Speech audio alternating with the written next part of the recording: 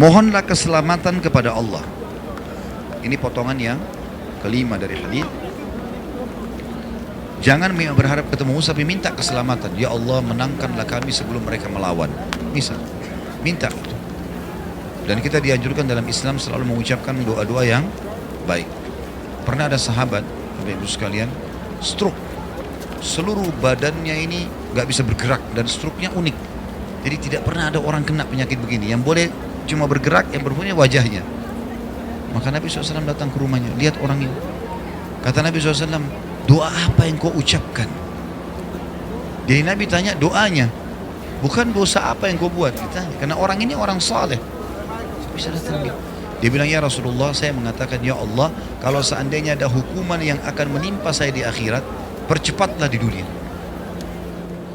Kata Nabi SAW, subhanallah, maha suci Allah, kenapa kau minta sesuatu yang kau tidak mampu?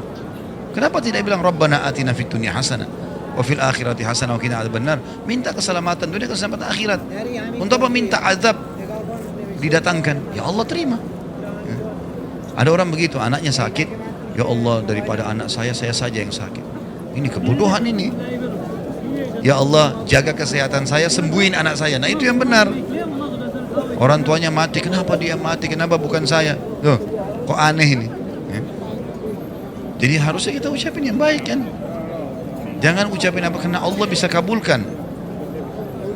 Nabi Yusuf alaihissalam terkenal sekali dengan ketampanannya. Tidak ada yang tidak kenal Nabi Yusuf sampai diberikan sepertiga kekayaan dunia.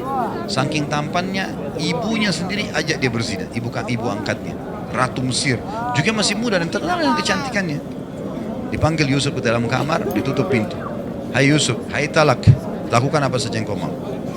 Digoda-godain dengan segala macam fitnah. Yusuf lari-lari, nggak mau. Ya. Dalam surah Yusuf kan begitu, surah nomor 12, Yusuf lari meninggalkan dia kan. Nah, waktu melewatin patung, ada patung di ujung kamar rupanya. Patung itu disembah oleh orang-orang Mesir, termasuk raja sama istrinya ratu ini. Rupanya ratu ini lewat, dilihat patung, ini Tuhannya, ditutup sama kain. Karena dia malu sama Tuhannya. Kata Yusuf, subhanallah, engkau malu sama patung, gak malu sama Allah. Tapi perempuan ini rupanya sudah dirasuki oleh syaitan, sudah dikuasai pada saat itu ya.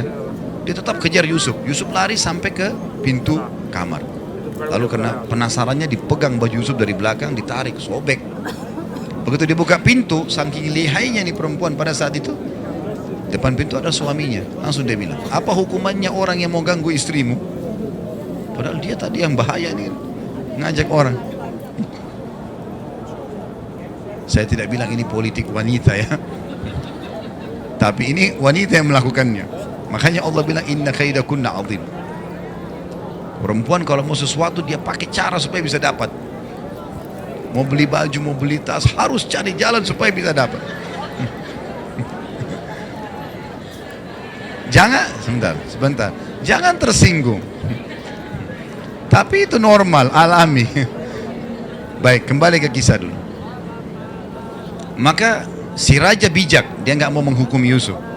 Dia bilang sama orang-orang di sekitarnya, panggil hakim istana, panggil. Datang hakimnya. Hakimnya lalu ditanya. Hakimnya tanya Yusuf, kenapa Yusuf? Ini ibu ini yang ajak saya zina. Diajak ke kamarnya, ditutup, saya dikejar-kejar. Tanya istri ratu, bagaimana ratu? Jelas-jelas orang ini di kamar saya kok, gimana? Jadi luar biasa gitu. Maka untung bijak nih si hakim, dia bilang, kita kalau gitu lihat bajunya Yusuf. Kalau baju Yusuf robek dari depan, berarti betul si ratu. Karena laki-laki kalau mau nyerang dari depan, kemudian disobek bajunya karena membela diri. Tapi kalau baju Yusuf robek di belakang, berarti ini perempuan yang masalah nih. Ternyata betul, dilihat bajunya Yusuf robek dari belakang.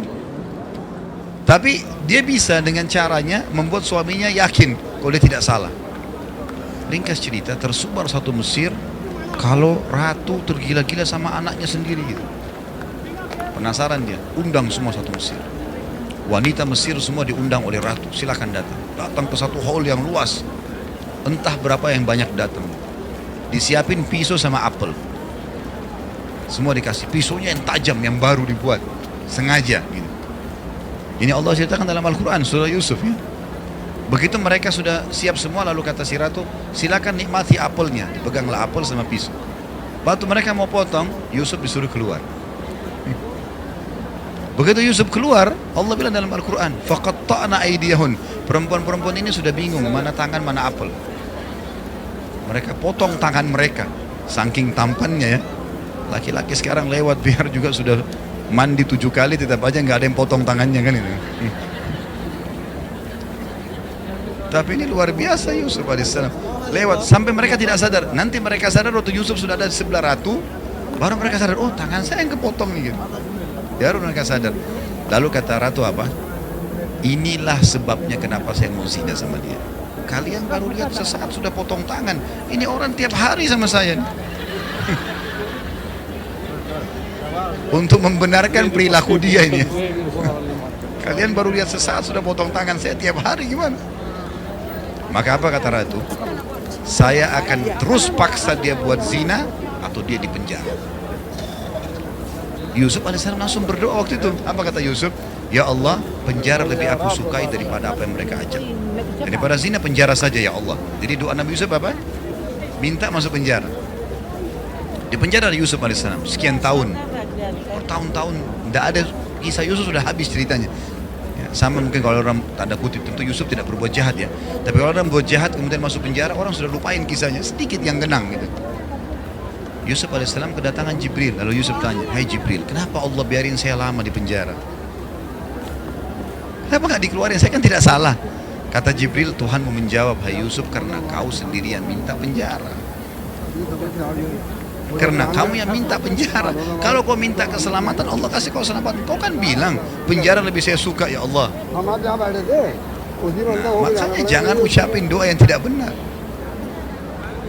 Berdiri di cermin, kenapa saya jelek ya? Untuk apa bilang dirinya jelek? Kenapa saya gendut ya? Ya. Apalah. Sudahlah. Ini juga yang kita lihat di cermin, ini ciptaan Allah. Kita bahkan tidak bisa menciptakan rambut kita sehelai. Syukurilah gitu kan. Jalani, perbaiki, usahakan maksimal. Jadi yang dimaksud kata Nabi SAW, was'alullah al-afiyah, mintalah keselamatan, mintalah kebaikan, jangan minta keburukan.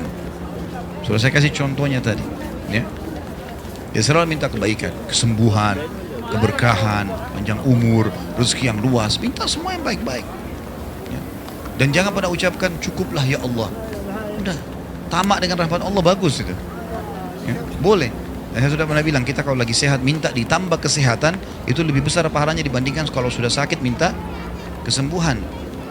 Kita lagi kaya minta ditambah kekayaan lebih baik daripada sudah bangkrut baru minta dikeluarkan dari masalah, walaupun dua-dua ibadah ya. Jadi makanya kita tidak boleh berhenti berdoa. Jangan, oh saya lagi sehat, makanan ada, rumah bagus, gak usah berdoa. Keliru.